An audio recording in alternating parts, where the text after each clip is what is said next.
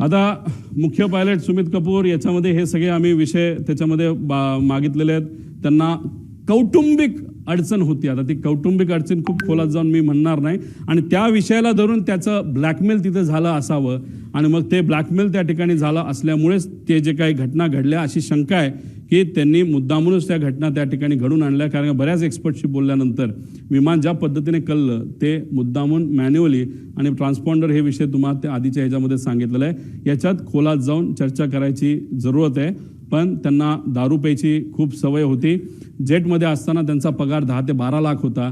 पण आता या कंपनीमध्ये आल्यानंतर कारण त्यांचं लायसन्स बंद झालं होतं, ते 3 वर्ष बंद होतं. कोविडच्या काळामध्ये त्यांना काम मिळालं नाही. 5 वर्ष ते बिना पैशाचे होते, नाही पगाराचे होते. आणि त्यानंतर लेअर जेटमध्येच त्यांना संधी का दिली? कारण लेअर जेट बघतच नाही काय की कोण कसला आहे आणि काय, कोणाला काय अनुभव आहे, कोण कुठं दारू पिला होता का काय वेगळं केलं होतं. आणि लेअर जेटमध्ये आल्यानंतर त्यांचा पगार 12 लाखावरनं 3.5 लाखावर आला आणि त्यात 25,000 रुपये का 20,000 रुपये प्रत्येक एका विमानाच्या फेरीला त्या ठिकाणी ते वापरायचे. असे जर 10 फेऱ्या केल्या तर 2.5 लाख आणि 3, 3.5 म्हणजे 6 लाखाचा पगार त्याच्यामध्ये होता.